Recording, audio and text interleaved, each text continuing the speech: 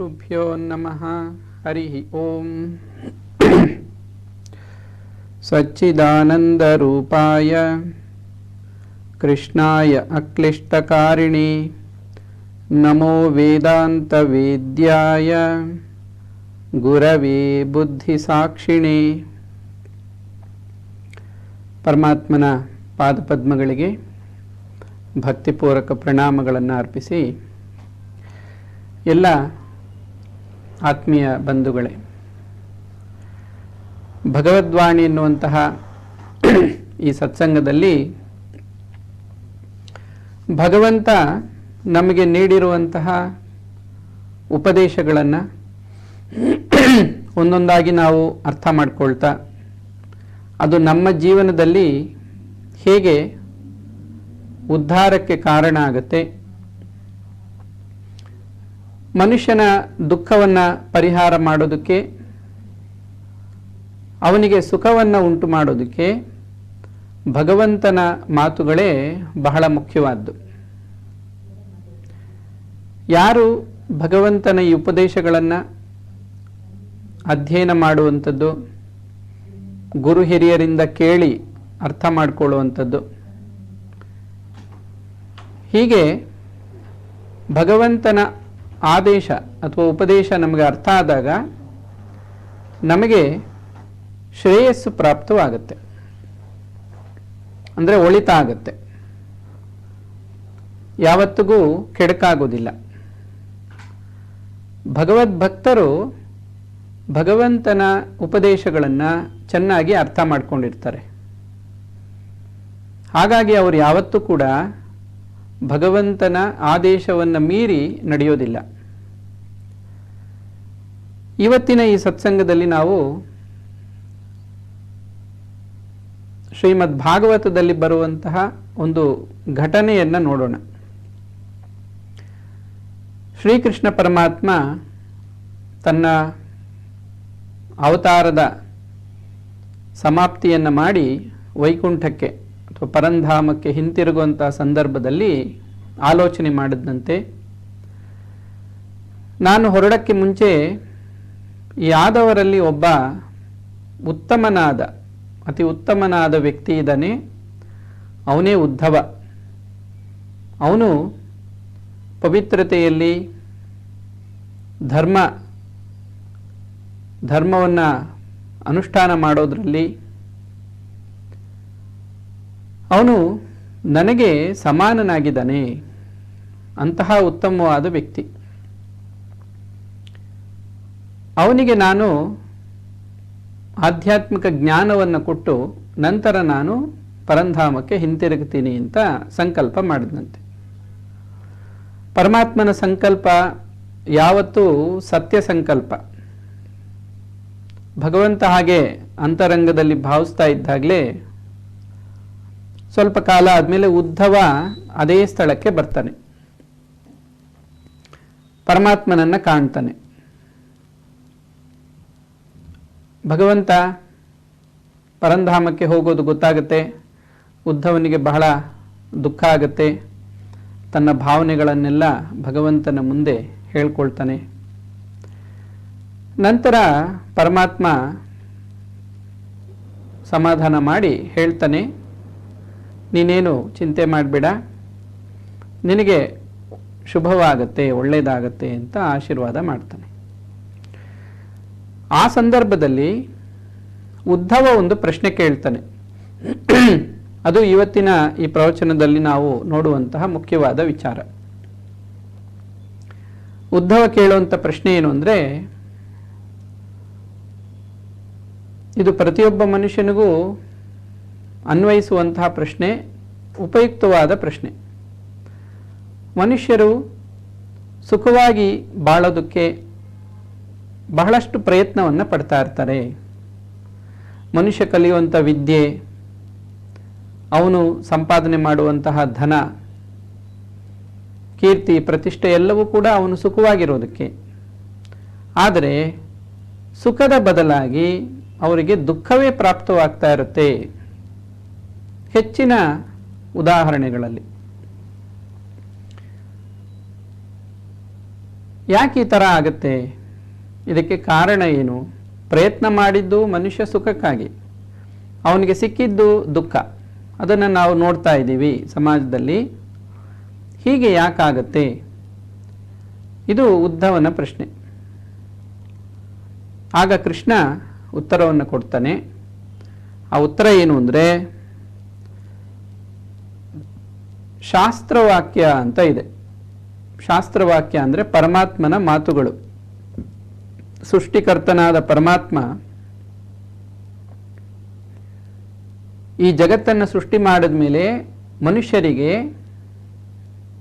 ಆದೇಶಗಳನ್ನು ಕೊಟ್ಟಿದ್ದಾನೆ, ಶಾಸನವನ್ನು ವಿಧಿಸಿದ್ದಾನೆ. ಅದೇ ಶಾಸ್ತ್ರಗಳು ಅಂತ ಕರೆಯಲ್ಪಡುತ್ತೆ. ಈ ಶಾಸ್ತ್ರಕ್ಕೆ ಅನುಗುಣವಾಗಿ ಜೀವನ ಮಾಡೋರಿಗೆ ಖಂಡಿತವಾಗಿ ಸುಖ ಪ್ರಾಪ್ತಿಯಾಗತ್ತೆ. ಯಾಕೆಂದರೆ ಈ ಶಾಸ್ತ್ರದಲ್ಲಿ ಏನು ಬರೆದಿದೆಯೋ ಅದೇ ಧರ್ಮ. ಅದಕ್ಕೆ ವಿರುದ್ಧವಾಗಿ ನಡ್ಕೊಂಡ್ರೆ ಅದು ಅಧರ್ಮ. ಇದು ಶ್ರೀಕೃಷ್ಣನ ಉತ್ತರ. ಇದನ್ನು ನಾವೊಂದು ಉದಾಹರಣೆ ಸಹಿತವಾಗಿ ಗಮನಿಸೋಣ. ಭಗವದ್ಗೀತೆಯಲ್ಲಿ ಬರುವಂತಹ ಒಂದೆರಡು ಶ್ಲೋಕ, ಶ್ರೀಕೃಷ್ಣ ಪರಮಾತ್ಮ ಹೇಳಿರುವಂಥ 2 ಶ್ಲೋಕಗಳು. ಸಾಂಖ್ಯಯೋಗದಲ್ಲಿ ಬರುತ್ತೆ 2 ಶ್ಲೋಕಗಳು. ಆ ಶ್ಲೋಕಗಳಲ್ಲಿ ನಾವು ಗಮನಿಸೋದೇನು ಅಂದರೆ, ಧ್ಯಾಯತೆ ವಿಷಯಾನ್ ಪುಂಸಃ ಸಂಗಸ್ತೇಷು ಉಪಜಾಯತೆ, ಸಂಗಾತ್ ಸಂಜಾಯತೆ ಕಾಮಃ, ಕಾಮಾತ್ ಕ್ರೋಧೋಪಿ ಜಾಯತೆ, ಕ್ರೋಧಾತ್ ಭವತಿ ಸಮ್ಮೋಹಃ, ಸಮ್ಮೋಹಾತ್ ಸ್ಮೃತಿ ವಿಭ್ರಮಃ, ಸ್ಮೃತಿಭ್ರಂಶಾತ್ ಬುದ್ಧಿನಾಶೋ, ಬುದ್ಧಿನಾಶಾತ್ ಪ್ರಣಶ್ಯತಿ. ಇದು 2 ಶ್ಲೋಕಗಳು. ಇದರಲ್ಲಿ ಅಲ್ಲಿ ಉದ್ಧವನಿಗೆ ಕೊಟ್ಟಂಥ ಉತ್ತರದಲ್ಲಿ ಏನು ಅಂದರೆ, ಧರ್ಮಕ್ಕನುಗುಣವಾಗಿ ನಡ್ಕೊಳ್ಳೋರಿಗೆ ಸುಖ ಪ್ರಾಪ್ತಿ ಆಗುತ್ತೆ, ಅಧರ್ಮದಿಂದ ನಡ್ಕೊಳ್ಳೋರಿಗೆ ದುಃಖ ಪ್ರಾಪ್ತಿನೇ ಆಗುತ್ತೆ. ಸೊ ಇದು ಮನುಷ್ಯರು ಅನುಭವಿಸುವಂಥ ಸುಖ ದುಃಖಕ್ಕೆ ಕಾರಣ. ಈಗ ಮನುಷ್ಯ ಧರ್ಮವನ್ನು ಹೇಗೆ ಅನುಷ್ಠಾನ ಮಾಡಬೇಕು, ಅದಕ್ಕೆ ಬದಲಾಗಿ ಹೆಚ್ಚಿನ ಮನುಷ್ಯರು, ಮೆಜಾರಿಟಿ ಅಂತ ನಾವೇನು ನೋಡ್ತೀವೋ ಸಮಾಜದಲ್ಲಿ, ಹೆಚ್ಚಿನ ಜನ ಅಧರ್ಮವನ್ನು ಮಾಡ್ತಾ ಇರ್ತಾರೆ. ಗೊತ್ತಿದ್ದು ಮಾಡ್ತಿರ್ತಾರೆ, ಕೆಲವರು ಗೊತ್ತಿಲ್ಲದೆ ಮಾಡ್ತಾ ಇರ್ತಾರೆ. ಅದು ಹೇಗೆ ಅವರಿಂದ ಅಧರ್ಮ ನಡೀತಾ ಇದೆ, ಹಾಗಾಗಿ ಅವರಿಗೆ ಹೇಗೆ ದುಃಖ ಪ್ರಾಪ್ತಿವಾಗ್ತಿದೆ. ಇದು ಈ 2 ಶ್ಲೋಕದಲ್ಲಿ ಗಮನಿಸಿದ್ದು. ಇದನ್ನು ನಾವು ವಿವರವಾಗಿ ಗಮನಿಸಕ್ಕೆ ಮುಂಚೆ ಸುಖವಾಗಿ ಬಾಳೋದಕ್ಕೆ ಏನು ಮಾಡಬೇಕು, ಧರ್ಮ ಏನು ಹೇಳುತ್ತೆ ಅನ್ನೋದನ್ನು ಮೊದಲು ಗಮನಿಸೋಣ. ಈ ಧರ್ಮವನ್ನು ಯಾರು ಅರಿತುಕೊಂಡಿಲ್ವೋ ಅವರೇ ಅಧರ್ಮವನ್ನು ಮಾಡೋದು. ಹಾಗಾಗಿ ಮೊದಲು ಧರ್ಮ ಏನು ಹೇಳುತ್ತೆ, ಧರ್ಮ ಅಂದರೆ ಯಾವುದು, ಪರಮಧರ್ಮ, ಮನುಷ್ಯರೆಲ್ಲರೂ ಮುಖ್ಯವಾಗಿ ಮಾಡಲೇಬೇಕಾಗಿರುವಂಥದ್ದು. ಏನಂತಾರೆ ಅದನ್ನು, ಕಡ್ಡಾಯ ಅಂತ ಕರೀತಾರೆ. ಕಡ್ಡಾಯವಾಗಿ ಮಾಡಬೇಕಾಗಿರೋದು, ಕಂಪಲ್ಸರಿ. ಯಾವುದದು? ಅದನ್ನು ನಾವು ಒಂದು ಶ್ಲೋಕದಲ್ಲಿ ಗಮನಿಸ್ಬೋದು. ಆಲೋಡ್ಯ ಸರ್ವಶಾಸ್ತ್ರಾಣಿ ವಿಚಾರ್ಯಶ್ಚ ಪುನಃ ಪುನಃ ಇದಮೇಕಂ ಸುನಿಷ್ಪನ್ನಂ ಧ್ಯೇಯೋ ನಾರಾಯಣ ಸದಾ. ಪಂಡಿತರೆಲ್ಲ ಒಂದು ಕಡೆ ಸೇರಿಕೊಂಡು ಶಾಸ್ತ್ರವನ್ನು ಬಹಳ ಚೆನ್ನಾಗಿ ವಿಚಾರ ಮಾಡಿ ಚರ್ಚೆ ಮಾಡ್ತಾ ಇದ್ರಂತೆ. ಕೊನೆಗೆ ಎಲ್ಲರೂ ಕೂಡ ಒಂದು ತೀರ್ಮಾನಕ್ಕೆ ಬಂದ್ರಂತೆ. ಇದಮೇಕಂ ಸುನಿಷ್ಪನ್ನಂ, ಈ ಒಂದು ತೀರ್ಮಾನಕ್ಕೆ ಎಲ್ಲ ಪಂಡಿತರು ಬಂದ್ರಂತೆ. ಹೌದು, ಇದು ಸರಿಯಾಗಿದೆ ಅಂತ. ಏನದು? ಧ್ಯೇಯೋ ನಾರಾಯಣ ಸದಾ, ಸದಾ ನಾರಾಯಣನನ್ನು ಧ್ಯಾನ ಮಾಡಬೇಕು, ಭಗವಂತನನ್ನು ಧ್ಯಾನಿಸಬೇಕು. ಇದೇ ಎಲ್ಲ ಶಾಸ್ತ್ರಗಳ ಸಾರ ಸಂಗ್ರಹ, ದ ಎಸೆನ್ಸ್ ಆಫ್ ಸ್ಕ್ರಿಪ್ಚರ್ಸ್ ಅಂತ. ಎಲ್ಲ ಶಾಸ್ತ್ರಗಳ ಸಾರ ಇದು. ಇದೇ ವಿಚಾರವನ್ನು ಮಹಾಭಾರತದಲ್ಲಿ ಭೀಷ್ಮಾಚಾರ್ಯರು ವಿಷ್ಣು ಸಹಸ್ರನಾಮ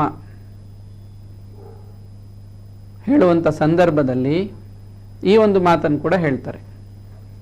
ಅದೇನು ಅಂದರೆ, ಧರ್ಮರಾಯ ಪ್ರಶ್ನೆ ಮಾಡ್ತಾನೆ. ಧರ್ಮಗಳಲ್ಲೆಲ್ಲ ಅನೇಕ ವಿಧವಾದ ಧರ್ಮಗಳಿದೆ, ಅನುಷ್ಠಾನಗಳಿದೆ. ಅದರಲ್ಲಿ ಎಲ್ಲಕ್ಕಿಂತ ಪರಮಧರ್ಮ ಯಾವುದು? ಕೋ ಧರ್ಮ ಸರ್ವಧರ್ಮಾಣ ಭವತಃ ಪರಮೋ ಮತಃ. ಆಗ ಭೀಷ್ಮಾಚಾರ್ಯರು ಹೇಳ್ತಾರೆ, ವಿಷ್ಣುವಿನ ಸಹಸ್ರನಾಮವನ್ನು, ಭಗವಂತನ ನಾಮ ಸ್ಮರಣೆಯ ಮೂಲಕ, ಪಾರಾಯಣದ ಮೂಲಕ ಭಗವಂತನನ್ನು ಧ್ಯಾನಿಸೋದು, ಇದೇ ಪರಮಧರ್ಮ ಅಂತ ಉತ್ತರ ಕೊಡ್ತಾರೆ. ಅದು ಹಲವಾರು ಶ್ಲೋಕಗಳಲ್ಲಿ ಆ ಅರ್ಥವನ್ನು ಹೇಳುವಂಥದ್ದು ನಾವು ಕಾಣ್ತೀವಿ. ಒಟ್ಟಿನಲ್ಲಿ ನಾವಿಲ್ಲಿ ಅರ್ಥ ಮಾಡ್ಕೋಬೇಕಾಗಿರೋದಿಷ್ಟೇ, ಧರ್ಮ ಅಂದರೆ ಎಲ್ಲರಿಗೂ ಅನ್ವಯಿಸೋ ಹಾಗೆ ಪರಮಧರ್ಮ ಯಾವುದು ಅಂದರೆ, ಮನುಷ್ಯರು ತನ್ನ ಸೃಷ್ಟಿಕರ್ತನಾದ, ತನ್ನ ಜೀವನಕ್ಕೆ ಕಾರಣವಾಗಿರುವಂತಹ, ತನ್ನ ಸರ್ವಸ್ವವೂ ಆಗಿರುವಂತಹ ಪರಮಾತ್ಮನನ್ನು ಸದಾ ಧ್ಯಾನಿಸ್ತಾ ಇರಬೇಕು. ಹೆಚ್ಚಿನ ಮನುಷ್ಯರಿಗೆ, ಜನಕ್ಕೆ ಭಗವಂತ ನಮ್ಮ ಸರ್ವಸ್ವ ಅನ್ನೋದು ಗೊತ್ತಿಲ್ಲ. ಭಗವಂತ ನಮ್ಮ ಸರ್ವಸ್ವ ಅನ್ನೋದು ಗೊತ್ತಿಲ್ಲದೆ ಇರೋದ್ರಿಂದ ಬೇರೆ ವಿಚಾರಗಳನ್ನೆಲ್ಲ ಅವರು ಆಸಕ್ತಿಯಿಂದ ಅದರ ಕಡೆ ತಮ್ಮ ಮನಸ್ಸನ್ನು ಹರಿಸ್ತಾ ಇರ್ತಾರೆ.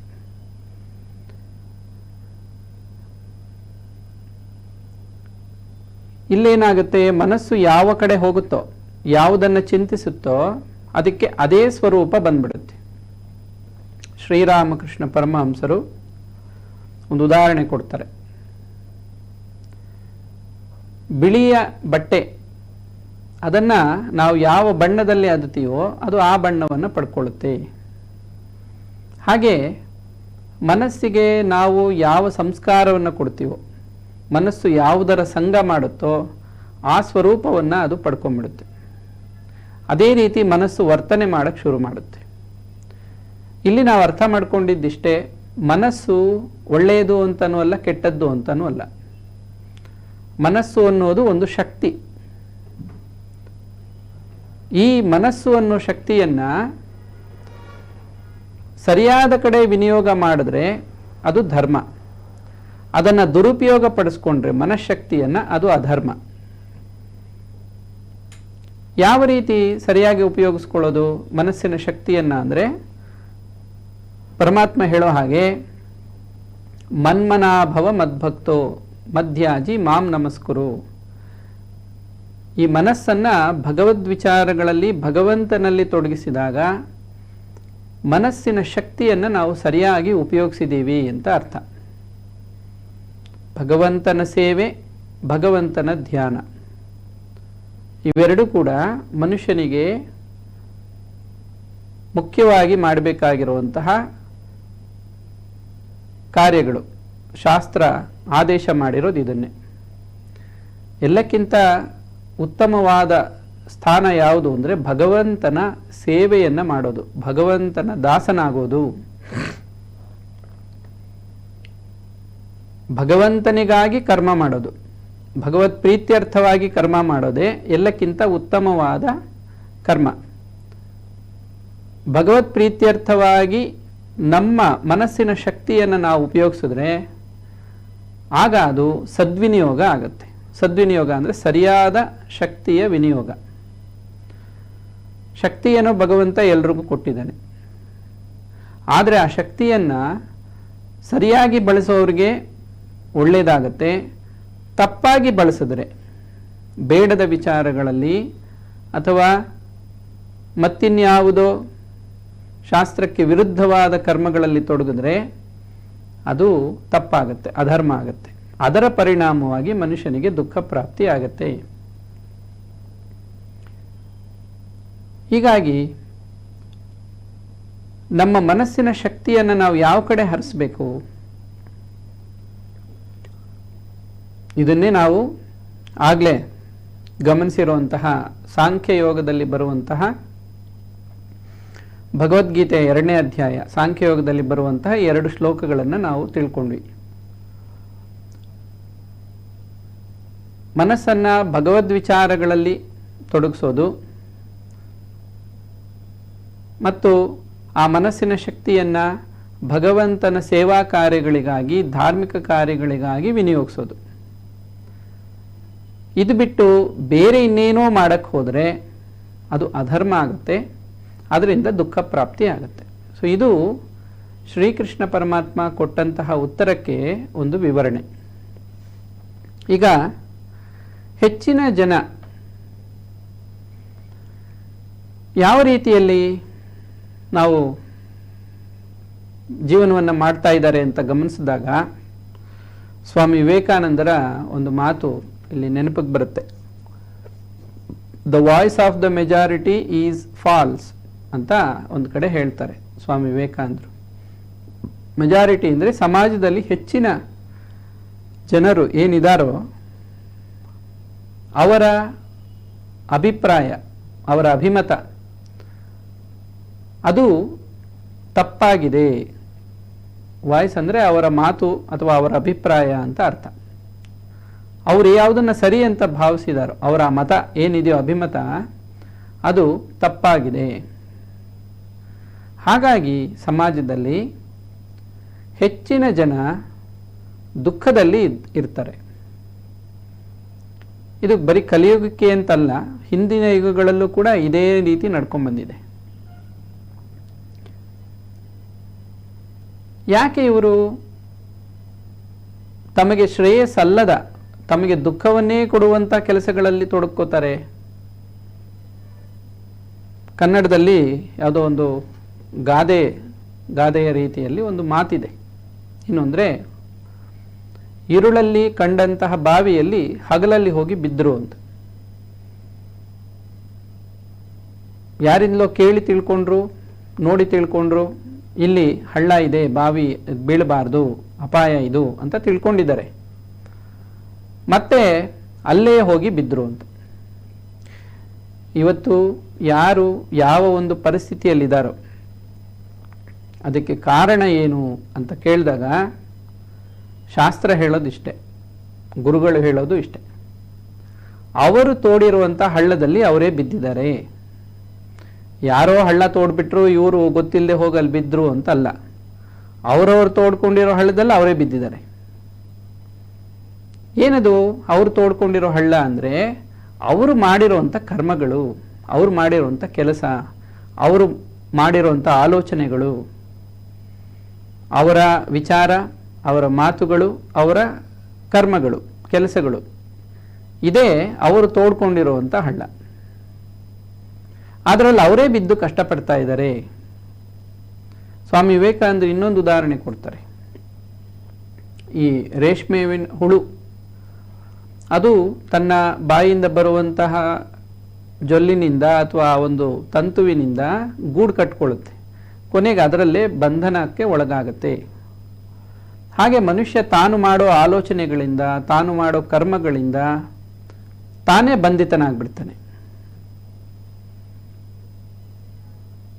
ಯಾವ ರೀತಿ ಆಲೋಚನೆ ಮಾಡಿ, ಯಾವ ಒಂದು ಪರಿಣಾಮವಾಗಿ ಮನುಷ್ಯ ಈ ರೀತಿ ಬಂಧನಕ್ಕೊಳಗಾಗ್ತಾನೆ, ಅದನ್ನೇ ನಾವು ಈ 2 ಶ್ಲೋಕಗಳಲ್ಲಿ ಗಮನಿಸಿದ್ದು. ಮೊದಲನೇದಾಗಿ ಪರಮಾತ್ಮ ಹೇಳೋದು ಧ್ಯಾಯತೆ ವಿಷಯಾನ್ ಪುಂಸಃ. ಮನುಷ್ಯನೇನು ಮಾಡ್ತಾನೆ, ತನ್ನ ಮೂಲ ಯಾವುದು ಅನ್ನೋದನ್ನು ತಿಳ್ಕೊಳ್ಳಲ್ಲ. ತನ್ನನ್ನು ಸೃಷ್ಟಿ ಮಾಡಿದ ಪರಮಾತ್ಮ ಯಾರು, ಈ ಜಗತ್ತು ಅಂದ್ರೆ ಏನು, ಭಗವಂತ ಈ ಜಗತ್ತಲ್ಲಿ ಹೇಗೆ ಬದುಕಬೇಕು ಅಂತ ನಮಗೆ ಉಪದೇಶ ಮಾಡಿದ್ದಾನೆ, ಇದ್ಯಾವುದನ್ನು ತಿಳ್ಕೊಳ್ದೆ ಜಗತ್ತಿನಲ್ಲಿ ಕಾಣುವಂತಹ ಸುಂದರವಾದ ದೃಶ್ಯಗಳು, ವಸ್ತುಗಳು, ಇನ್ನೊಂದು ಮತ್ತೊಂದು, ಇವುಗಳಲ್ಲಿ ಆಸಕ್ತನಾಗಿ ಜಗತ್ತಿನಲ್ಲಿರುವಂತಹ ವಸ್ತುಗಳನ್ನು ಅನುಭವಿಸಬೇಕು ಅನ್ನುವಂತಹ ಆಸೆಯನ್ನು ಅವನು ಹೊಂದುತ್ತಾನೆ. ಧ್ಯಾಯತೋ ವಿಷಯಾನ್ ಪುಂಸಃ ಸಂಗಃ ತೇಷು ಉಪಜಾಯತೆ. ಅದರಲ್ಲಿ ಅವನಿಗೆ ಸಂಘ ಉಂಟಾಗುತ್ತೆ. ನೋಡ್ದ ಸುಂದರವಾಗಿದೆ ಯಾವುದೋ ಒಂದು, ಅದು ನನಗೆ ಬೇಕು, ಮೊದಲು ಆಸಕ್ತಿ ಬಂತು, ಆಮೇಲೆ ಸಂಗಾತ್ ಸಂಜಾಯತೆ ಕಾಮಃ, ಆಸೆ ಹುಟ್ಕೊಳ್ತು. ಆಸೆ ಏನಾಯಿತು, ಆಸೆಯಿಂದ ಏನಾಗತ್ತೆ ಅಂದರೆ ಪರಮಾತ್ಮ ಹೇಳೋದು ಅದರಿಂದ ಕ್ರೋಧ ಉಂಟಾಗತ್ತೆ. ಆಸೆಯಿಂದ ಕ್ರೋಧ ಹೇಗುಂಟಾಗುತ್ತೆ? ಆಸೆಯನ್ನು ಪೂರೈಸಿಕೊಂಡಾಗ ಅದು ತನಗೆ ಪ್ರಾಪ್ತವಾದ ಮೇಲೆ ಅದನ್ನು ರಕ್ಷಿಸ್ಕೋಬೇಕು. ಅದಕ್ಕೆ ಯಾರಾದರೂ ಅಡ್ಡಿ ಬಂದರೆ ಅವ್ರ ಮೇಲೆ ಕ್ರೋಧ ಬರುತ್ತೆ. ಪೂರೈಸ್ಕೊಳ್ಳೋದಕ್ಕೆ ಯಾರಾದರೂ ಅಡ್ಡಿ ಬಂದರೆ ಸಿಗಲಿಲ್ಲ ಅಂದರೂ ಕೂಡ ಕ್ರೋಧ ಬರುತ್ತೆ, ಬೇಸರ ಆಗುತ್ತೆ. ಹೀಗೆ ಕ್ರೋಧಾದ್ಭವತಿ ಸಮ್ಮೋಹ.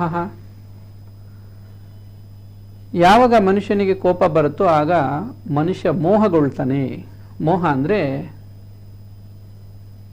ತನ್ನ ನಿಜವಾದ ಒಂದು ಸ್ಥಿತಿಯನ್ನು ಬಿಟ್ಟು ಅದಕ್ಕೆ ವಿರುದ್ಧವಾದ ಮನಸ್ಥಿತಿಯಲ್ಲಿ ಅವನು ಮನಸ್ಥಿತಿಯನ್ನು ಹೊಂದೋದು. ಈ ಮೋಹಕ್ಕೆ ಉದಾಹರಣೆ ಏನು ಹೇಳ್ತಾರೆ ಅಂದರೆ, ಎಲ್ಲವೂ ತಲೆ ಕೆಳಗಾಗಿ ಕಾಣುತ್ತೆ, ಉಲ್ಟಾ ಪಲ್ಟಾ ಕಾಣುತ್ತೆ ಅಂತ. ಅಲ್ಲಿ ಇರೋದೇ ಒಂದು, ಕಾಣೋದೇ ಒಂದು. ಹಾಗೇನಾಗುತ್ತೆ, ಸ್ಮೃತಿ ಅಂದರೆ ಜ್ಞಾನ ನಾಶ ಆಗುತ್ತೆ. ಏನೋ ಇತ್ತು ಒಂದಷ್ಟು ಜ್ಞಾನ, ಅದು ನಾಶವಾಯಿತು. ಯಾವಾಗ ಜ್ಞಾನ ನಾಶ ಆಗುತ್ತೋ, ಜ್ಞಾನಕ್ಕನುಸಾರವಾಗಿ ನಡ್ಕೊಳ್ಳೋ ಬುದ್ಧಿ ಅದು ಕೂಡ ತಪ್ಪಾಗಿ ಸಂಕಲ್ಪವನ್ನು ಅಥವಾ ನಿರ್ಧಾರವನ್ನು ತಗೊಳ್ಳುತ್ತೆ. ಆಗ ಅವನ ಜೀವನ ವಿನಾಶದ ಕಡೆ ಹೋಗುತ್ತೆ. ಸೊ ಇದು ಮನುಷ್ಯ ಮಾಡಬೇಕಾಗಿರೋದು, ಭಗವಂತ ಆದೇಶ ಕೊಟ್ಟಿರೋದು, ಶಾಸ್ತ್ರಕ್ಕನುಗುಣವಾಗಿ ಜೀವನ ಮಾಡು, ಧರ್ಮವನ್ನು ಅನುಷ್ಠಾನ ಮಾಡು, ಭಗವಂತನ ಸೇವೆಗಾಗಿ ಜೀವನವನ್ನು ಮುಡಿಪಾಗಿಡು. ಯಾಕೆಂದರೆ ಜೀವನ ಕೊಟ್ಟಿರೋದೇ ಭಗವಂತ. ಭಗವಂತನಿಗಲ್ಲದೆ ಮತ್ತಿನ್ಯಾರಿಗೆ ಜೀವನವನ್ನು ಸಮರ್ಪಣೆ ಮಾಡಬೇಕು? ಯಾರು ನಮಗೆ ಏನು ಕೊಟ್ಟಿದ್ದಾರೋ ಅದನ್ನು ಪುನಃ ನಾವು ಅವರಿಗೆ ಸಮರ್ಪಣೆ ಮಾಡೋದೇ ಧರ್ಮ. ಹೀಗಾಗಿ ಭಗವಂತನ ಸೇವೆ, ಭಗವಂತನ ಧ್ಯಾನ ಇದು ನಮ್ಮ ಉದ್ಧಾರಕ್ಕೆ ಕಾರಣ ಆಗುತ್ತೆ. ಈಗ ನಾವು ಭಗವದ್ಗೀತೆಯ ಶ್ಲೋಕಗಳಲ್ಲಿ 2 ಶ್ಲೋಕಗಳೇನಿತ್ತೋ ಸಾಂಖ್ಯಯೋಗದ್ದು, ಅದರ ಅರ್ಥವನ್ನು ಗಮನಿಸಿದ್ವಿ. ಅದಕ್ಕೆ ಮಹಾತ್ಮರು ಅನೇಕ ರೀತಿಯಲ್ಲಿ, ಶಂಕರಾಚಾರ್ಯರಾಗಬಹುದು, ಇತರ ಆಚಾರ್ಯರು, ಪಂಡಿತರು, ಅವರು ಭಾಷ್ಯವನ್ನು ಬರೆದಿದ್ದಾರೆ, ವಿವರಣೆ ಕೊಟ್ಟಿದ್ದಾರೆ. ಅದನ್ನು ನಾವು ತಿಳ್ಕೊಂಡಾಗ ಮನುಷ್ಯ ಹಂತ ಹಂತವಾಗಿ ಹೇಗೆ ದುಃಖವನ್ನು ಪಡ್ಕೊಳ್ಳೋದಕ್ಕೆ ಕಾರಣ ಆಗುತ್ತದೋ ಅವನ ಕಾರ್ಯಗಳು, ಅವನ ಉದ್ಧಾರ ಆಗೋದು ಹೇಗೆ, ಎರಡನ್ನು ಜೊತೆ ಜೊತೆಯಲ್ಲಿ ಅರ್ಥ ಮಾಡ್ಕೋಬೋದು. ಅವನು ಹೇಗಿರಬೇಕಾಗಿತ್ತು, ಆದರೆ ಹೇಗಿದ್ದಾನೆ, ಇದರ ವಿವರಣೆ ತಿಳ್ಕೊಂಡಾಗ ಪ್ರತಿನಿತ್ಯ ನಮ್ಮ ಜೀವನದಲ್ಲಿ ಈ ಶ್ಲೋಕ ನಮಗೆ ಉಪಯೋಗಕ್ಕೆ ಬರ್ತಾ ಇರುತ್ತೆ. ಇದನ್ನು ನಾವು ಇದರ ವಿವರಣೆಯನ್ನು ಒಂದು ಸಣ್ಣ ವಿರಾಮದ ನಂತರ ಗಮನಿಸೋಣ. ಶ್ರೀ ಗುರುಭ್ಯೋ ನಮಃ. ಹರಿ ಓಂ. ಎಲ್ಲ ಆತ್ಮೀಯ ಬಂಧುಗಳೇ, ಭಗವದ್ವಾಣಿ ಎನ್ನುವಂತಹ ಸತ್ಸಂಗದಲ್ಲಿ ನಾವು ಇವತ್ತು ಭಗವಂತ ಉದ್ಧವನ ಪ್ರಶ್ನೆಗೆ ಉತ್ತರವನ್ನು ಕೊಟ್ಟಿದ್ದು, ಆ ಉತ್ತರ ಮನುಷ್ಯರು ಸುಖಕ್ಕಾಗಿ ಪ್ರಯತ್ನ ಪಟ್ಟರು ಅನುಭವಿಸೋದು ದುಃಖವನ್ನೇ. ಯಾಕೆ ಇದು ಈ ಥರ ಆಗುತ್ತೆ, ಕಾರಣ ಏನು ಅಂದಾಗ, ಮಾಡಬೇಕಾಗಿರೋದು ಧರ್ಮ, ಆದರೆ ಧರ್ಮಕ್ಕೆ ವಿರುದ್ಧವಾದದ್ದನ್ನು ಮಾಡಿದ್ರಿಂದ ಸುಖದ ಬದಲು ದುಃಖ ಪ್ರಾಪ್ತವಾಯಿತು. ಧರ್ಮಕ್ಕೆ ವಿರುದ್ಧವಾದ ಯಾವುದು ಅಂದರೆ ಅಧರ್ಮ. ಸರಿ, ಧರ್ಮ ಯಾವುದು ಹಾಗಾದರೆ? ಭಗವಂತನೇ ತಿಳಿಸಿರೋ ಹಾಗೆ ಮನ್ಮನಾಭವ ಮದ್ಭಕ್ತೋ ಅಂತ. ಭಗವಂತನಲ್ಲಿ ಮನಸ್ಸನ್ನು ಇಡಬೇಕು, ಸಂಘವನ್ನು ಭಗವಂತನೊಂದಿಗೆ ಮಾಡಬೇಕು. ಇನ್ನು ಕರ್ಮ, ಜೀವನಕ್ಕಾಗೇನು ನಾವು ಕೆಲಸ ಮಾಡಬೇಕು, ಅದು ಭಗವತ್ ಸೇವೆ ಅಂತ ಮಾಡಬೇಕು. ನಾವು ಮಾಡೋ ಕೆಲಸ ಕಾರ್ಯಗಳನ್ನು ಭಗವಂತನ ಸೇವೆ ಅಂತ ತಿಳ್ಕೊಂಡು ಮಾಡಬೇಕು. ತನಗಾಗಿ ಸ್ವಾರ್ಥಕ್ಕಾಗಿ ಮಾಡಬಾರ್ದು. ಆಮೇಲೆ ಮನಸ್ಸನ್ನು ಭಗವಂತನಲ್ಲಿ ನಿಲ್ಲಿಸಬೇಕು. ಪ್ರಾಪಂಚಿಕ ವಿಚಾರಗಳಲ್ಲಿ ತೊಡಗಿಸಬಾರ್ದು. ಹೀಗೆ ಮಾಡಿದ್ರೆ ಅವರಿಗೆ ಸುಖ ಪ್ರಾಪ್ತಿ ಆಗುತ್ತೆ. ಹಾಗಿಲ್ಲದೆ ತನಗೆ ಸರಿ ಅನಿಸಿದ ಹಾಗೆ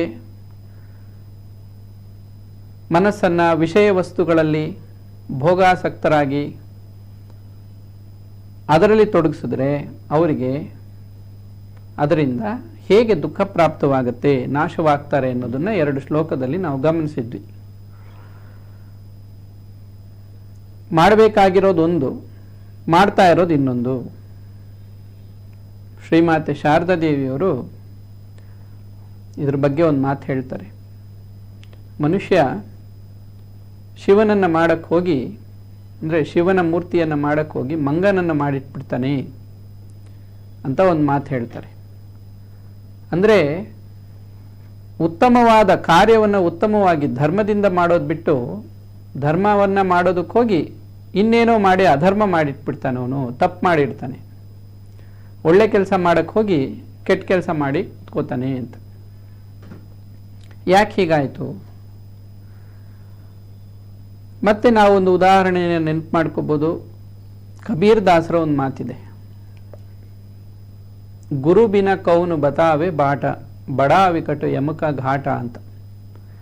ಗುರುವಲ್ಲದೆ ನಮಗೆ ದಾರಿ ತೋರಿಸೋರು ಯಾರು? ಬಾಟ ಅಂದರೆ ದಾರಿ ಅಂತ.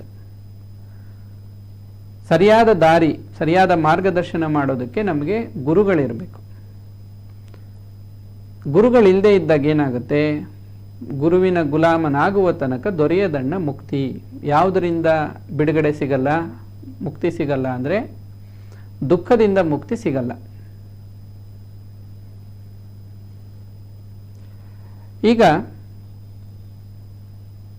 ಗುರುವಾಕ್ಯ, ಭಗವಂತನ ವಾಕ್ಯ ಅಥವಾ ಶಾಸ್ತ್ರವಾಕ್ಯ ಎಲ್ಲವೂ ಕೂಡ ಒಂದೇ. ಯಾಕಂದರೆ ಶಾಸ್ತ್ರದಲ್ಲಿರೋದನ್ನೇ ಗುರುಗಳು ಹೇಳೋದು. ಈ ಶಾಸ್ತ್ರವಾಕ್ಯಗಳು ಭಗವಂತನ ಮಾತುಗಳೇ. ಭಗವಂತನಿಂದಲೇ ವೇದಗಳು ಹೊರಹೊಮ್ಮಿರೋದು. ವೇದವಾಕ್ಯ ಅಂದರೆ ಅದು ಭಗವಂತನ ಮಾತುಗಳು ಅಂತಲೇ ನಾವು ಅರ್ಥ ಮಾಡ್ಕೋಬೇಕು. ಈಗ ಅಂತಹ ವೇದಗಳ ಸಾರ ರೂಪದಲ್ಲಿರುವಂತಹ ಭಗವದ್ಗೀತೆ ಏನಿದೆಯೋ ಅದರಲ್ಲಿ ಪರಮಾತ್ಮನೇ ಹೇಳೋ ಹಾಗೆ ಮನುಷ್ಯ ಸುಖಕ್ಕಾಗಿ ಪ್ರಯತ್ನ ಪಟ್ಟರು ದುಃಖವನ್ನು ಪಡೋದಕ್ಕೆ ಕಾರಣ ಏನು ಅಂದರೆ ಜಗತ್ತಿನಲ್ಲಿ ಕಾಣುವಂತಹ ವಿಷಯ ವಸ್ತುಗಳನ್ನು ಅವನು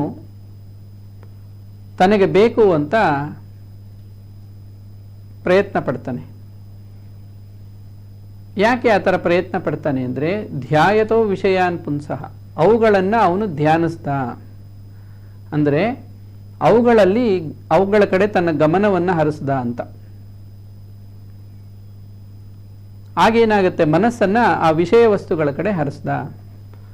ಸುಂದರವಾದ ದೃಶ್ಯಗಳು, ರುಚಿಯಾದ ಆಹಾರ, ಇಂಪಾದ ಸಂಗೀತ ಅಥವಾ ಶಬ್ದಗಳು, ಹಾಗೇನೆ ಬೇರೆ ಬೇರೆ ಸ್ಪರ್ಶ ಸುಖ, ಇನ್ನೊಂದು ಮತ್ತೊಂದು, ಈ ರೀತಿಯಲ್ಲಿ ವಿಷಯ ವಸ್ತುಗಳ ಕಡೆ ಗಮನ ಹರಿಸಿದಾಗ ಏನಾಗುತ್ತೆ, ಅವುಗಳ ಕಡೆ ಆಸಕ್ತಿ ಹೆಚ್ಚಾಗುತ್ತೆ. ಆಗ ಏನಾಗುತ್ತೆ, ಅವುಗಳನ್ನು ಪಡ್ಕೋಬೇಕು ಅನ್ನುವಂಥ ಆಸೆ ಹುಟ್ಟುತ್ತೆ. ಧ್ಯಾಯತೋ ವಿಷಯಾನ್ ಪುಂಸಃ, ಪುಂಸಃ ಅಂದರೆ ಇಲ್ಲಿ ಮನುಷ್ಯರು ಅಂತ ಅರ್ಥ. ಸಂಘ ತೇಷು ಉಪಜಾಯತೆ, ಅದರಿಂದ ಅವರಿಗೆ ಅಲ್ಲಿ ಅಟ್ಯಾಚ್ಮೆಂಟ್, ಆಸಕ್ತಿ ಹುಟ್ಕೊಳ್ತು. ಸಂಗಾತ್ ಸಂಜಾಯತೆ ಕಾಮಃ, ಆಮೇಲೆ ಏನಾಯಿತು, ಅದರಿಂದ ಆಸೆ ಹುಟ್ಟಿದ ಮೇಲೆ ಅದು ಕ್ರೋಧಕ್ಕೆ ಕಾರಣ ಆಯಿತು. ನಾವು ಗಮನಿಸ್ತೀವಿ ಮನುಷ್ಯರಲ್ಲಿ ಕ್ರೋಧ ಅಥವಾ ಕೋಪ ಅದು ಎಷ್ಟು ವಿನಾಶಕ್ಕೆ ಕಾರಣ ಆಗುತ್ತೆ. ಒಂದೇ ಕುಟುಂಬದವರಾಗ್ಬೋದು, ನೆರೆಹೊರೆಯವರಾಗ್ಬೋದು, ಬೇರೆ ಸಂದರ್ಭಗಳಲ್ಲಾಗ್ಬೋದು, ಯಾವುದೋ ಸಣ್ಣ ಪುಟ್ಟ ವಿಚಾರಗಳಿಗೆಲ್ಲ ಅವರು ತುಂಬ ಕೋಪ ಮಾಡಿಕೊಂಡು ತಪ್ಪುಗಳನ್ನು ಮಾಡ್ತಾ ಇರ್ತಾರೆ. ಅದನ್ನೇ ಇಲ್ಲಿ ಪರಮಾತ್ಮ ಹೇಳ್ತಾನೆ, ಇದಕ್ಕೆ ಕಾರಣ ಏನು ಅಂದರೆ ಆಸೆ ಅಂತ. ಕೆಲವರು ಹೇಳೋದುಂಟು, ನಮಗೆ ಬಹಳ ಕೋಪ ಬಂದ್ಬಿಡುತ್ತೆ, ಹೇಗೆ ಅದನ್ನು ಕಂಟ್ರೋಲ್ ಮಾಡ್ಕೊಳ್ಳೋದು ಅಂತ ಕೇಳೋರು ಇದ್ದಾರೆ. ಆ ರೀತಿ ಪ್ರಶ್ನೆ ಮಾಡೋರು ಇದ್ದಾರೆ. ಅದಕ್ಕೆ ಕಾರಣ ಏನು ಅಂತ ತಿಳ್ಕೊಳ್ಳಿ. ಕಾರಣವನ್ನು ಇಲ್ಲದಂತೆ ಮಾಡಿದ್ರೆ ಪರಿಣಾಮ ಕೂಡ ಇರೋದಿಲ್ಲ. ಯಾಕೆಂದರೆ ಯಾವುದೇ ಕಾರ್ಯ ಕಾರಣ ಇಲ್ಲದೆ ಆಗಲ್ಲ. ಆಸೆಗೆ ಕಾರಣ ಏನು? ಸಂಗ. ಈ ಆಸೆಯ ಪರಿಣಾಮ ಏನು? ಕ್ರೋಧ. ಹಾಗಾಗಿ ವಿಷಯಗಳಲ್ಲಿ ಆಸಕ್ತಿ ಉಂಟಾದಾಗ ಆಸೆಯಿಂದ ಕ್ರೋಧ ಉಂಟಾಗುತ್ತೆ. ಆಸೆಯನ್ನು ಪೂರೈಸಿಕೊಂಡಾಗ ಮದ ಬರುತ್ತೆ. ಬೇರೆಯವರಲ್ಲಿಲ್ಲ, ನನ್ನಲ್ಲಿದೆ. ಆ ಮದ ಬಂದಾಗ ಪ್ರಮಾದ ಅಂತ ಕರೀತಾರೆ. ಪ್ರಮಾದ ಅಂದರೆ ತಪ್ಪುಗಳು ಅಂತ. ಯಾರಲ್ಲಿ ಮದ ಬಂದ್ಬಿಡುತ್ತೋ, ನನ್ನಲ್ಲಿ ಹಣ ಇದೆ, ಧನಮದ, ನನ್ನ ಶರೀರದಲ್ಲಿ ಶಕ್ತಿ ಇದೆ, ಅನ್ನಮದ, ನನಗೆ ಬಹಳಷ್ಟು ಗೊತ್ತಿದೆ, ವಿದ್ಯಾಮದ, ನಾನು ಸುಂದರವಾಗಿದ್ದೀನಿ, ರೂಪಮದ, ಈ ಥರ ಅಷ್ಟಮದಗಳಿದೆಯಂತೆ. ಆ ಮದಗಳಿಗೆಲ್ಲ ಕಾರಣ ಇದೆ. ಪೂರೈಸಿಕೊಂಡಾಗ ನನ್ನ ಹತ್ರ ಏನೋ ಇದೆ ಅನ್ನೋ ಮದ ಬಂದ್ಬಿಡುತ್ತೆ. ಒಂದು ವೇಳೆ ಅದು ಪೂರೈಸ್ಕೊಳ್ಳೋಕ್ಕಾಗಲಿಲ್ಲ, ಯಾವುದೋ ಒಂದು ರೀತಿಯಲ್ಲಿ ಯಾರೋ ಅಡ್ಡ ಬಂದರು ಅಥವಾ ಇನ್ನೇನೋ ಸಮಸ್ಯೆ ಆಯಿತು, ಸಿಗಲಿಲ್ಲ ಅವ್ರಿಗೆ, ಆಗ ಕ್ರೋಧ ಉಂಟಾಗುತ್ತೆ. ಸಿಗಲಿಲ್ವಲ್ಲ, ಅದಕ್ಕೆ ಯಾರಾದರೂ ಅಡಚಣೆ ಆದರೆ ಅವ್ರ ಮೇಲೆ ಕ್ರೋಧ ಬರುತ್ತೆ. ಸರಿ, ಪಡ್ಕೊಂಡ ಮೇಲೆ ಅದನ್ನು ರಕ್ಷಣೆ ಮಾಡ್ಕೋಬೇಕಲ್ಲ. ಗಳಿಸಿದ ಮಾತ್ರಕ್ಕೆ ಕೆಲಸ ಆಯಿತು ಅಂತಲ್ಲ. ಯಾಕೆಂದರೆ ನಾವು ಯಾವುದನ್ನು ಗಳಿಸ್ತೀವೋ ಅದಕ್ಕೆ ನಾವು ಗುಲಾಮರಾಗ್ತೀವಿ. ನೋಡಿ, ಈ ಜಗತ್ತಿನಲ್ಲಿ ಯಾರು ಏನನ್ನ ಸಂಪಾದನೆ ಮಾಡಿದ್ರು, ಇದು ನನ್ನದು ಅಂತ ಸಂಪಾದನೆ ಮಾಡಿ ಇಟ್ಕೊಂಡ್ರೆ ಅದಕ್ಕೆ ನಾವು ಗುಲಾಮರಾಗಬೇಕಾಗತ್ತೆ. ಅದರ ಯೋಗಕ್ಷೇಮವನ್ನು ನಾವೇ ನೋಡ್ಕೋಬೇಕು. ಒಂದಷ್ಟು ಹಣ ಸಂಪಾದನೆ ಮಾಡಿ ಇಟ್ಕೊಂಡ ಮನುಷ್ಯ ಈಗ ಅದು ಬೇರೆಯವ್ರ ಪಾಲಾಗದ ಹಾಗೆ, ಬೇರೆಯವ್ರು ಕದ್ಕೊಂಡು ಹೋಗದಾಗೆ, ಅದನ್ನು ಕಳ್ಕೊಳ್ಳೋದ ಹಾಗೆ ಎಚ್ಚರಿಕೆ ವಹಿಸಬೇಕಾಗಿರೋದು ಅವನ ಕೆಲಸ. ಯಾರ ಹತ್ರ ಇಲ್ವೋ ಅವನಿಗೆ ಭಯನೂ ಇಲ್ಲ, ಅದನ್ನು ರಕ್ಷಣೆ ಮಾಡಿಕೊಳ್ಳೋ ಜವಾಬ್ದಾರಿನೂ ಇಲ್ಲ. ಹೀಗೆ ಆ ರಕ್ಷಣೆ ಮಾಡ್ಕೊಳ್ಳೋಗ ಯಾರಾದರೂ ಬಂದು ಅದ್ರ ಮೇಲೆ ಆಸೆ ಪಟ್ಟು ಕಿತ್ಕೊಳ್ಳೋಕೆ ಬಂದಾಗ ಅವ್ರ ಮೇಲೆ ಕ್ರೋಧ ಬರುತ್ತೆ. ಆಗೇನಾಗುತ್ತೆ? ಕ್ರೋಧಾದ್ಭವತಿ ಸಮ್ಮೋಹ. ಯಾವಾಗ ಮನುಷ್ಯನಲ್ಲಿ ಕ್ರೋಧ ಅನ್ನೋದು ಉಂಟಾಗುತ್ತೋ, ಕ್ರೋಧ ಅನ್ನೋದು ಅರಿಷಡ್ವರ್ಗಗಳಲ್ಲಿ ಒಂದು. 6 ಶತ್ರುಗಳಿರ್ತಾರೆ ಮನುಷ್ಯರಿಗೆ. ಕಾಮ, ಕ್ರೋಧ, ಮದ, ಲೋಭ, ಮೋಹ, ಮಾತ್ಸರ್ಯ ಅಂತ 6 ಜನ ಶತ್ರುಗಳು. ಅವರು ಮನಸ್ಸಿನಲ್ಲಿ ಕೂತಿರ್ತಾರೆ. ಸಮಯ ಬಂದಾಗ ಅವ್ರು ಬಂದು ತೊಂದರೆ ಕೊಡ್ತಾರೆ ಮನುಷ್ಯನಿಗೆ. ಈಗ ಈ ಕ್ರೋಧದಿಂದ ಏನಾಯಿತು? ಇನ್ನೊಬ್ಬ ಶತ್ರು ಹೊರಗೆ ಬಂದ. ಮೊದಲು ಆಸೆ. ಈ 6 ಜನರಲ್ಲಿ ಬಹಳ ದೊಡ್ಡವನು, ಬಹಳ ಪವರ್ಫುಲ್ ಅಂದರೆ ಆಸೆ ಅಂತೆ, ಕಾಮಹ ಅಂತ ಅದನ್ನು ಕರೀತಾರೆ.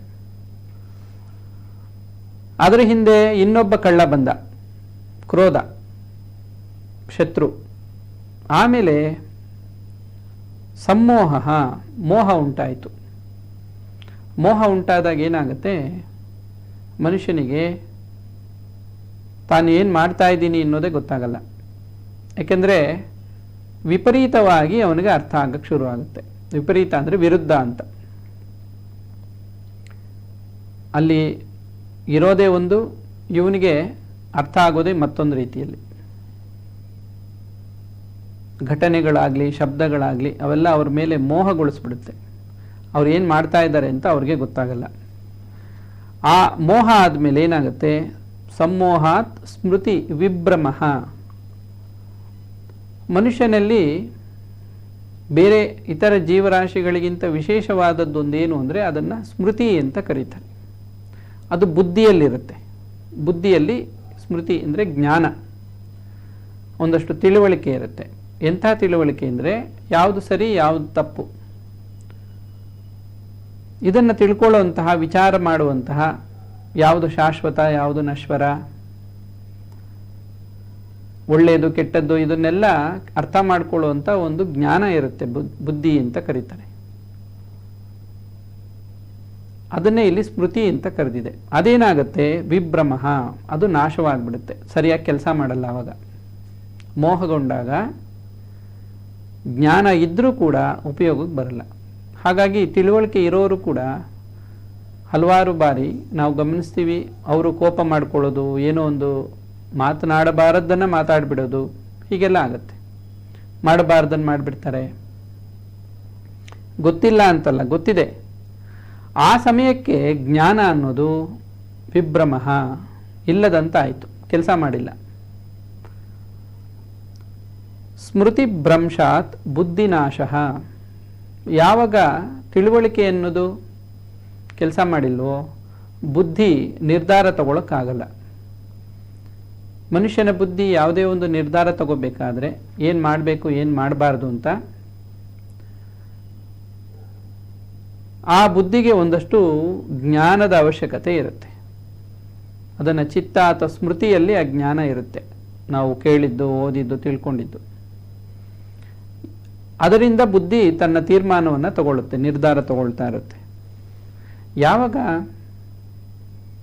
ಜ್ಞಾನನೇ ಕೆಲಸ ಮಾಡಿಲ್ವೋ, ಇಲ್ಲದಂತ ಆಗ್ಬಿಡುತ್ತೋ, ಅಥವಾ ಆ ಸಮಯಕ್ಕೆ ಉಪಯೋಗಕ್ಕೆ ಬರಲ್ಲೋ ಬುದ್ಧಿಗೆ, ಆವಾಗ ಏನಾಗುತ್ತಾ ಬುದ್ಧಿ ತಪ್ಪಾಗಿ ಕಾರ್ಯವನ್ನು ಮಾಡುತ್ತೆ. ಸ್ಮೃತಿಭ್ರಂಶಾತ್ ಬುದ್ಧಿನಾಶೋ.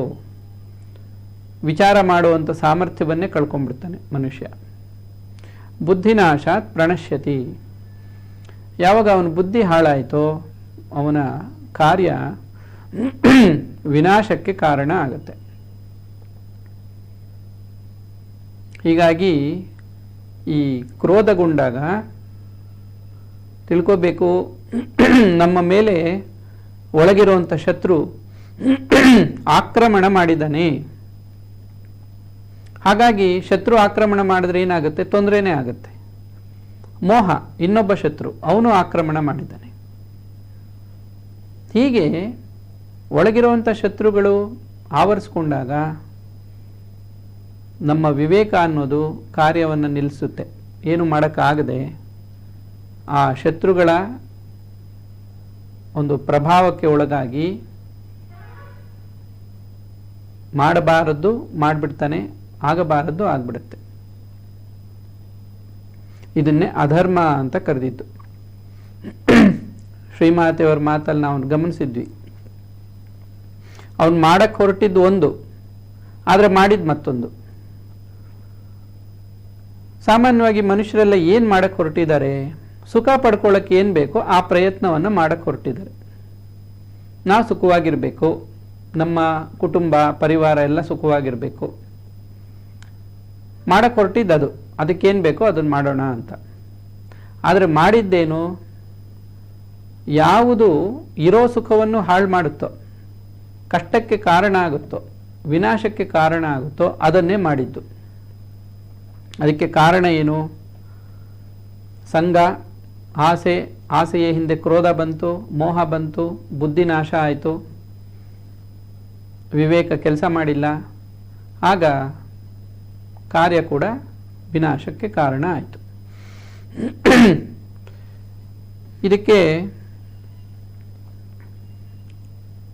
ಒಂದು ಉದಾಹರಣೆ ನಮಗೆ ಚೆನ್ನಾಗಿ ಅರ್ಥ ಆಗುತ್ತೆ. ಜನಸಾಮಾನ್ಯರ ಮನಸ್ಥಿತಿ ಹೇಗಿರುತ್ತೆ. ಶ್ರೀರಾಮಕೃಷ್ಣರು ಒಂದು ಉಪಮಾನ, ಒಂದು ದೃಷ್ಟಾಂತವನ್ನು ಹೇಳ್ತಾರೆ. ಒಬ್ಬ ವ್ಯಕ್ತಿ ಬಿಸಿಲಲ್ಲಿ ನಡ್ಕೊಂಡು ಹೋಗ್ತಾ ಇದ್ದ. ತುಂಬ ಬಿಸಿಲಾಗಿತ್ತು, ಆಯಾಸ ಆಗಿತ್ತು. ಸ್ವಲ್ಪ ದೂರದಲ್ಲಿ ಒಂದು ದೊಡ್ಡ ಮರ ಕಾಣಿಸ್ತು. ಅಲ್ಲಿ ವಿಶ್ರಾಂತಿ ಪಡ್ಕೊಂಡು ಮುಂದುವರಿಯೋಣ ಅಂಥೇಳಿ ಆ ಮರದ ಕೆಳಗೆ ಕೂತ್ಕೊಂಡ.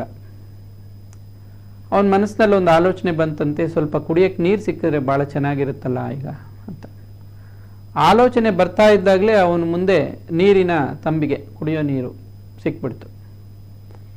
ಸಂತೋಷ ಆಯಿತು, ಹೀಗೋ ಸಿಕ್ತಲ್ಲ ಅಂತ ಕುಡಿದ್ಬಿಟ್ಟ. ಆಮೇಲೆ ಹಸುವಾಗ್ತಾ ಇತ್ತು, ಸ್ವಲ್ಪ ಆಹಾರನೂ ಸಿಕ್ಕಿದ್ರೆ ಎಷ್ಟು ಚೆನ್ನಾಗಿರೋದು, ನೀರು ಹೇಗೋ ಸಿಕ್ಬಿಡ್ತು ಅಂತ ಅಂದ್ಕೊಂಡಂತೆ. ತಕ್ಷಣ ಆಹಾರ ಎಲ್ಲ ಸಿದ್ಧವಾಗ್ಬಿಡ್ತಂತೆ ಮುಂದೆ. ಅದನ್ನೆಲ್ಲ ತೃಪ್ತಿಯಾಗಿ ತಿಂದ್ಬಿಟ್ಟ. ಇನ್ನು ಆಯಾಸ ಆಗಿದೆ, ಆಹಾರ ಸಿಕ್ಕಿದೆ, ಹೊಟ್ಟೆ ತುಂಬಿತು. ಈಗ ಅವನಿಗೆ ನಿದ್ರೆ ಬರೋಂಗಾಯಿತು. ಸ್ವಲ್ಪ ನಿದ್ರೆ ಮಾಡಿ ವಿಶ್ರಾಂತಿ ತಗೊಂಡು ಆಮೇಲೆ ಮುಂದಕ್ಕೆ ಹೋಗೋಣ ಅಂದ್ಕೊಂಡು ಮಲ್ಕೊಂಡ. ಇನ್ನೇನು ನಿದ್ದೆ ಆವರಿಸ್ಕೊಳ್ಳೋಷ್ಟರಲ್ಲಿ ಅವನಿಗೊಂದು ಆಲೋಚನೆ ಬಂತಂತೆ. ಇದು ಕಾಡು, ನಾನು ಮಲಗಿದ್ದಾಗ ಯಾವ್ದಾದ್ರು ಕ್ರೂರ ಪ್ರಾಣಿ ಏನಾದ್ರು ಬಂದರೆ ಏನು ಗತಿ ಅಂತ ಒಂದು ಆಲೋಚನೆ ಬಂತು. ತಕ್ಷಣ ಎಲ್ಲಿಂದಲೋ ಒಂದು ಹುಲಿ ಬಂದು ಅವನ ಮೇಲೆ ಹಾರಿ ಅವನನ್ನು ಕೊಂದು ತಿಂದ್ಬಿಡ್ತು. ಅವನೇನು ಅಂದ್ಕೊಂಡ ಹಾಗೆ ಆಗ್ತಾ ಇದೆ. ಯಾಕೆ ಆ ಥರ ಆಯಿತು ಅಂದರೆ ಅವನು ಕುಳಿತಿದ್ದಂತಹ ವೃಕ್ಷ ಕಲ್ಪವೃಕ್ಷ ಅಂತೆ. ಕಲ್ಪವೃಕ್ಷದ ಕೆಳಗಡೆ ಅವನು ಏನೆಲ್ಲ ಕಲ್ಪನೆ ಮಾಡಿಕೊಂಡು ಅವೆಲ್ಲ ನಿಜ ಆಗೋಯ್ತು. ಶ್ರೀರಾಮಕೃಷ್ಣರು ಈ ಉದಾಹರಣೆ ಕೊಟ್ಟು ಹೇಳ್ತಾರೆ, ಹಾಗೆ ಮನುಷ್ಯ ತನ್ನ ಕಲ್ಪನೆಗನುಸಾರವಾಗಿ ಏನೆಲ್ಲ ಬಯಸ್ತಾನೆ ಅವನಿಗದು ಸಿಗುತ್ತೆ. ಸಂಸಾರದಲ್ಲಿ ಒಂದೊಂದಾಗಿ ಪಡ್ಕೊಳ್ತಾ ಬಂದ. ನೀರು ಸಿಕ್ತು, ಊಟ ಸಿಕ್ತು, ಮಧ್ಯದಲ್ಲಿ ಇನ್ನೊಂದು ಸೇರಿಸ್ತಾರವರು. ಕಾಲು ನೋಯ್ತಾ ಇದ್ದು ಯಾರಾದರೂ ಕಾಲು ಹೊತ್ತಿದ್ರೆ ಚೆನ್ನಾಗಿತ್ತು ಅಂತಲೂ ಅಂದ್ಕೊಂಡಂತೆ ಮಲಗಕ್ಕೆ ಮುಂಚೆ. ಆಗ ಯಾರೋ ಒಬ್ಬ ಸ್ತ್ರೀ ಬಂದು ಕಾಲು ಹೊತ್ತುತ್ತಾ ಇದ್ದಂತೆ. ಹೀಗೆಲ್ಲ ಏನೆಲ್ಲ ಬಯಸಿದ್ನೋ ಅವೆಲ್ಲ ಸಿಕ್ತು. ಆದರೆ ಆ ಸುಖದ ಹಿಂದೆ, ಸಂಸಾರ ಸುಖದ ಹಿಂದೆ ಇರುವಂಥ ವ್ಯಾಘ್ರ ಅಂತ ಅದನ್ನು ಕರೀತಾರೆ.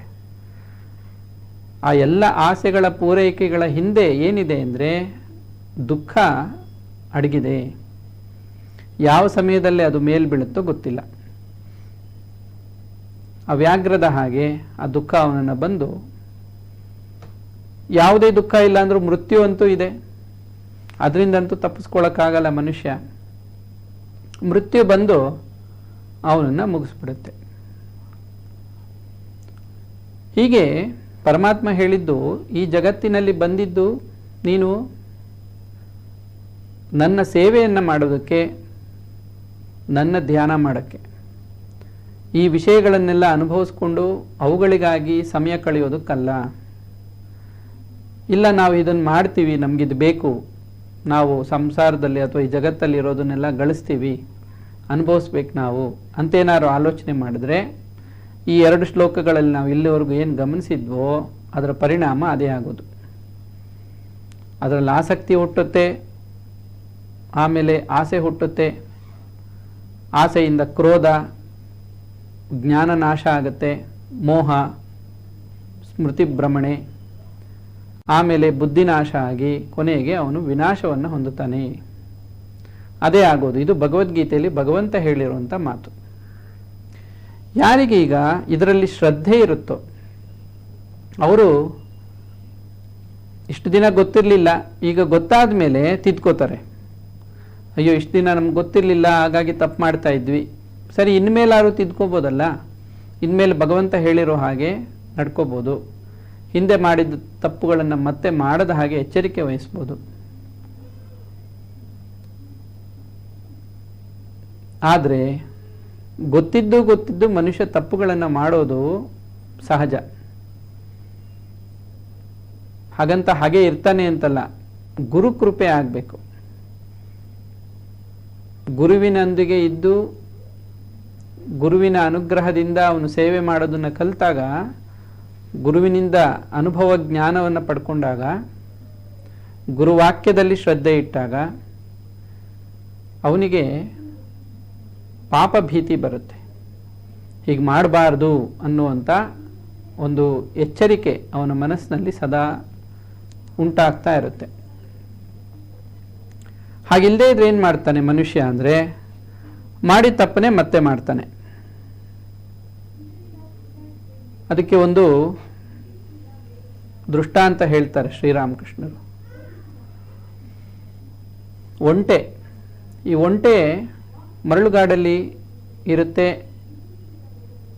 ಅಲ್ಲಿ ಮುಳ್ಳಿನ ಗಿಡಗಳೆಲ್ಲ ಬೆಳೆದಿರುತ್ತೆ. ಆ ಮುಳ್ಳಿನ ಗಿಡಗಳನ್ನೇ ತಿನ್ನುತ್ತದು ಒಂಟೆ.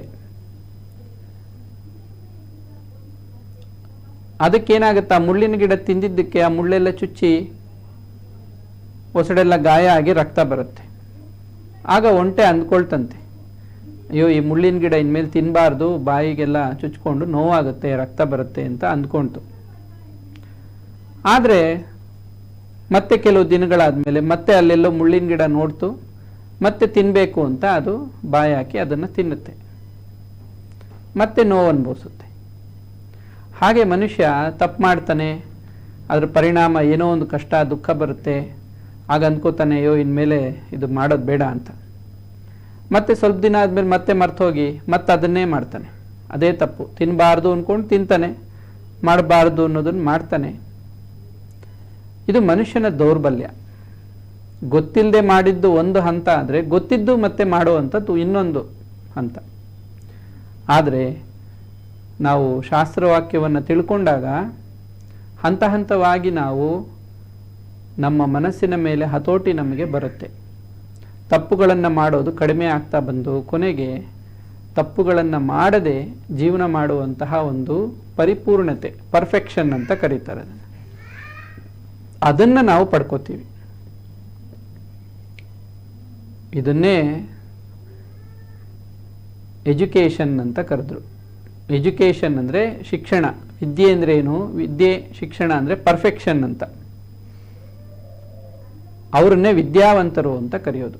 ಯಾರಿಗೆ ಸತ್ಯ ಗೊತ್ತಿದೆಯೋ, ತಪ್ಪುಗಳನ್ನು ಮಾಡದೆ ಜೀವನ ಮಾಡೋದಕ್ಕೆ ಅವರಿಂದ ಸಾಧ್ಯವಾಗ್ತಾ ಇದೆಯೋ, ಅವರು ನಿಜವಾದ ಅರ್ಥದಲ್ಲಿ ವಿದ್ಯಾವಂತರು. ಯಾಕೆಂದರೆ ಮಾಡಿದ ತಪ್ಪುಗಳನ್ನೇ ಮಾಡಿಕೊಂಡು ಕಷ್ಟಪಡ್ತಾ ಇದ್ರೆ ಅವರು ವಿದ್ಯೆ ಗಳಿಸಿ ಏನು ಪ್ರಯೋಜನ? ಅವರು ಅವಿದ್ಯಾವಂತರು ಅಂತಾನೆ ಅರ್ಥ. ವಿದ್ಯಾವಂತರು ತಪ್ಪುಗಳನ್ನು ಮಾಡಲ್ಲ, ಅಕಸ್ಮಾತ್ ಆದರೂ ಕೂಡ ತಕ್ಷಣ ಅದನ್ನು ತಿದ್ದುಕೊಂಡು ಸರಿಪಡಿಸ್ಕೊಂಡು ಅವರು ಉದ್ಧಾರ ಆಗ್ತಾರೆ. ಹೀಗೆ ಇವತ್ತು ಭಗವದ್ವಾಣಿಯಲ್ಲಿ ನಾವು ಭಗವದ್ಗೀತೆಯಲ್ಲಿ ಸಾಂಖ್ಯಯೋಗದಲ್ಲಿ ಹೇಳಿರುವಂತಹ 2 ಶ್ಲೋಕಗಳು, ಭಾಗವತದಲ್ಲಿ ಉದ್ಧವನ ಪ್ರಶ್ನೆಗೆ ಉತ್ತರ ಕೊಟ್ಟಿದ್ದು ಶ್ರೀಕೃಷ್ಣ ಪರಮಾತ್ಮ, ಶ್ರೀರಾಮಕೃಷ್ಣರ ಉದಾಹರಣೆಗಳು, ದೃಷ್ಟಾಂತಗಳು, ಇವೆಲ್ಲವನ್ನು ಗಮನಿಸಿ ನಾವು ಒಂದಷ್ಟು ವಿಚಾರವನ್ನು ತಿಳ್ಕೊಂಡ್ವಿ. ನಾವೆಲ್ಲ ಭಗವಂತನ ಮಾತುಗಳನ್ನು ಅರ್ಥ ಮಾಡಿಕೊಂಡು ಆ ರೀತಿ ನಾವು ನಡ್ಕೊಂಡಿದ್ದೆ ಆದರೆ ಅದೇ ಧರ್ಮ. ಅದರಿಂದ ಖಂಡಿತ ನಮಗೆ ಶ್ರೇಯಸ್ಸು ಪ್ರಾಪ್ತವಾಗುತ್ತೆ. ಹರಿ ಓಂ ತತ್ಸತ್. ಶ್ರೀರಾಮಕೃಷ್ಣಾರ್ಪಣಮಸ್ತು.